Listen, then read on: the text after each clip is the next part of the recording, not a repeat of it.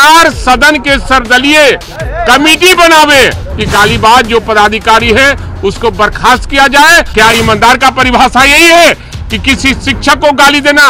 अगर मुख्यमंत्री को शर्म नहीं आती है तो हमें शर्म आती है। और वीडियो कॉन्फ्रेंसिंग के जरिए जब सरेआम हमारे शिक्षक को गाली दी गई, ये गाली शिक्षक को नहीं, ये जनता को है। के जैसा बदतमीज बदजुबान सचिव को बिहार की जनता कहीं नहीं बर्दाश्त करेगी। अगर शिक्षक को प्रोटेक्ट करिएगा तो शिक्षा चली जाएगी, शिक्षा को प्रोटेक्ट करिएगा तो शिक्षक नाखुश हो जाएंगे। के पाठक के कार्य प्रणाली और कार्यशैली से आज गांव देहात में जाइएगा तो लोग कहते हैं कि जो शिक्षक कभी नहीं आते थे वो भी आना शुरू हुए हैं।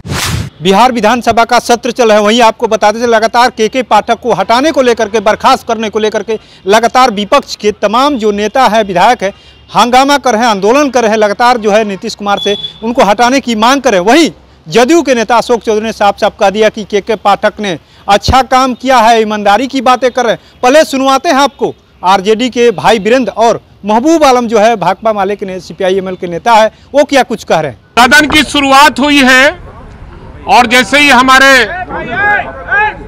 विधायकों ने, विपक्ष के विधायकों ने ये सवाल उठाया कि माननीय मुख्यमंत्री ने सदन में कल घोषणा किया था, परसों भी घोषणा किया था, उसका इम्प्लीमेंटेशन नहीं हो पाया है।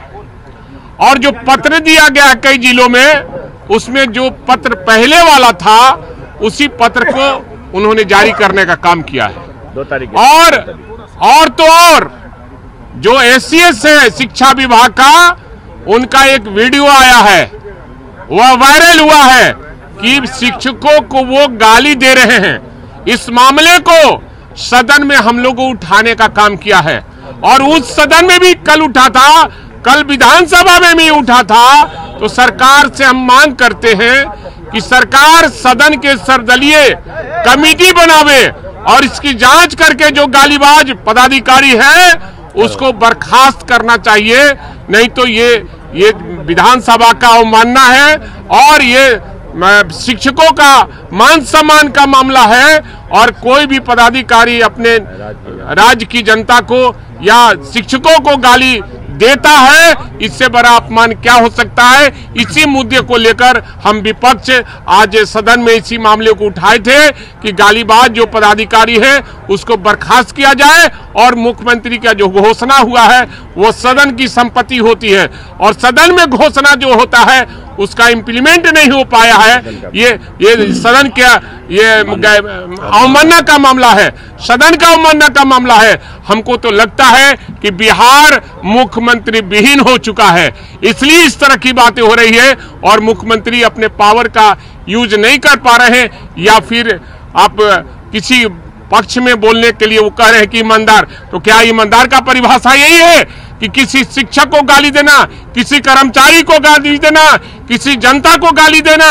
ये परिभाषा नहीं है। वो कितने ईमानदार हैं, जांच करा लिया जाएगा तो पता चलेगा वो कितने ईमानदार हैं और कितने क्या हैं। इसलिए हम लोगों ने बहिष्कार किया है सदन का, सभी विपक्ष के लोगों ने इसी सवाल को लेकर हम लोगों ने विपक्ष सदन का बहिष्कार किया है। शिक्षा विभाग के जो सेक्रेटरी हैं के पाठक, जो के पाठक शिक्षकों को प्रताड़ित, अपमानित और लांछित करने का काम ही कर रहे हैं। ऐसे उनकी लांछना से बहुत से हमारे शिक्षक अवसादग्रस्त हो गए और मुख्यमंत्री बार बार सदन के अंदर घोषणा करते हैं और उनकी घोषणा का जो अवहेलना हो रहा है, अवमानना हो रहा है, ये मुख्यमंत्री जी प्रतिष्ठा का विषय क्यों नहीं बना रहे हैं। अगर मुख्यमंत्री को शर्म नहीं आती है तो हमें शर्म आती है। हमारे लिए काबा जनता है। गालिब ने कहा था, काबा किस मुंह से जाओगे गालिब, शर्म मगर मुझको नहीं आती। इसलिए जनता का काबा में कल हम लोग जाएंगे तो हम लोग को शर्म आती है। इसलिए हम लोगों ने कहा सरकार अपने विभागीय कार्यवाहियों का संचालन वीडियो कॉन्फ्रेंसिंग के माध्यम से करता है और वीडियो कॉन्फ्रेंसिंग के जरिए जब सरेआम हमारे शिक्षक को गाली दी गई, ये गाली शिक्षक को नहीं, ये जनता को है और हम सबको गाली है। और सदन का मुख्यमंत्री के आदेश का अवहेलना सदन का अपमान है और सदन का अवमानना के साथ साथ पूरे बिहार की जनता का अवमानना है। ये हम लोग बर्दाश्त नहीं करेंगे। इसलिए हम लोगों ने मांग की कि एक सर्वदलीय समिति बने, दूध का दूध पानी का पानी हो जाएगा।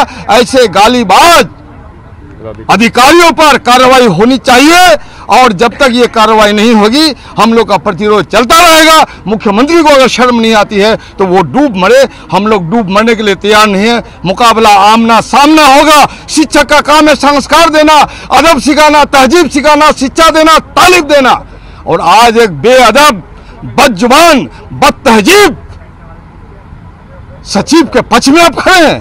के जैसा बदतमीज, बदजुबान सचिव को बिहार की जनता कहीं नहीं बर्दाश्त करेगी। सड़क पर मुकाबला होगा, आमना सामना, उसे तमीज सिखा दिया जाएगा। लेकिन बिहार विधानसभा में तमीज सिखाने की जिम्मेदारी जो हमको सौंपी है हमारे तमाम विधायकों को, उसको बखूबी हम लोग निभाने की कोशिश कर रहे हैं शानदार तरीके से। और इसीलिए हम लोगों ने इसके विरोध में तमाम विपक्षी पार्टी जो राजद है, कांग्रेस है, CPI-ML है, CPI CPM है, हम लोग ने एकजुट होकर इसका विरोध किया। और आप लोगों के माध्यम से पूरे जनता को हम संदेश दे रहे हैं, ये प्रतिरोध विरोध चलता रहेगा। बहुत बहुत शुक्रिया, धन्यवाद। तो आपने सुना किस तरीके से भाई वीरेंद्र और महबूब आलम ने साफ साफ कह दिया कि इस तरीके के हरकत करते हैं अधिकारी पर कार्रवाई की हम लोग मांग करें। लगातार हम लोग उच्च सदन और विधानसभा में भी हम लोग मांग कर रहे हैं, लेकिन अभी तक कार्रवाई नहीं हो। हम लोग चाहते हैं कि इस तरीके के अधिकारियों पर कार्रवाई हो। साथ ही उसके बाद से हम सुनवाते हैं आपको अशोक चौधरी किस तरीके से उनके बचाव में उतर गए हैं। माननीय सभापति महोदय ने हाउस में कहा है कि शिक्षा मंत्री भी रहेंगे और उस क्लिप को देखा जाएगा, उसको समझा जाएगा, उस पर एक्ट करेंगे। तो आप सभापति को निर्णय करने दीजिए। विधान परिषद में ये प्रश्न उठाया गया था, सभापति ने उस पर कहा है, संज्ञान लिया है। के पाठक की ईमानदारी पर भी सवाल खड़े हो रहे हैं। नीतीश कुमार ने कल कहा कि वो ईमानदार है, आप मानते हैं कि वो ईमानदार है? लेकिन देखिए, मैं ये मानता हूँ कि के पाठक जी ने शिक्षा के जो इतना बजट जो हमारा खर्च हो रहा है शिक्षा पर, उसके लिए उन्होंने प्रयास किया है। जो शिक्षक कभी विद्यालय नहीं आते थे वो भी अब विद्यालय आना शुरू हुए हैं। तो सबसे बड़ा प्रश्न ये है कि ये पूरा का पूरा इतना बड़ा महकमा और इतना बड़ा शिक्षा विभाग, ये शिक्षा के लिए है, अपने बच्चों के लिए है या शिक्षक के लिए? प्रश्न ये है।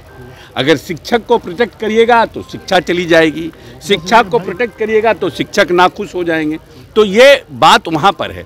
लेकिन के पाठक के कार्यप्रणाली और कार्यशैली से आज गांव देहात में जाइएगा तो लोग कहते हैं कि जो शिक्षक कभी नहीं आते थे वो भी आना शुरू हुए हैं। राजभवन से जो टकराव की स्थिति बन गई है, VC की बैठक उन्होंने बुलाया, राजभवन ने मना कर दिया, फिर उन्होंने डेट चेंज किया, राजभवन फिर मना कर दिया। क्या उसमें VCs जाएंगे, जाना चाहिए? नहीं, देखिए ऐसा है ना कि दो बात है। शिक्षा विभाग उच्च शिक्षा में, हायर एजुकेशन में, यूनिवर्सिटीज़ में महामहिम राज्यपाल सर्वोपरि हैं।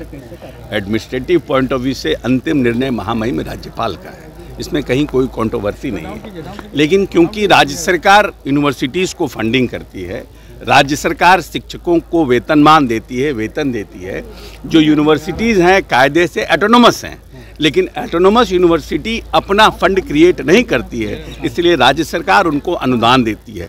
इसलिए राज्य सरकार। तो आपने सुना किस तरीके से जदयू के अशोक चौधरी ने साफ साफ कह दिया कि जब से के पाठक शिक्षा विभाग में आए तब से लगातार जो है शिक्षा विभाग में सुधार हो रहा है। उन्होंने कहा कि गांव के लोग भी कह रहे हैं कि जब से आए हैं के पाठक तब से जो है यानी शिक्षक जो है विद्यालय में जाना शुरू कर दिए। अब देखने वाली बात है कि एक तरफ जहाँ पर विपक्ष जो है लगातार के पाठक को लेकर के आंदोलन कर रहे हैं, के पाठक को हटाने की बातें हो रही हैं, वहीं जो जदयू के नेता कह रहे हैं कि के पाठक ने अच्छा काम किया। अब दोनों यानी पक्ष और विपक्ष के बीच में यानी के पाठक फंस गए हैं। यानी के पाठक पर जांच कब तक होती है, क्या के पाठक सच में हटाए जाते हैं या के पाठक शिक्षा विभाग में बने रहते हैं? अब देखना आगे चल करके क्या कुछ होता है के पाठक को लेकर के।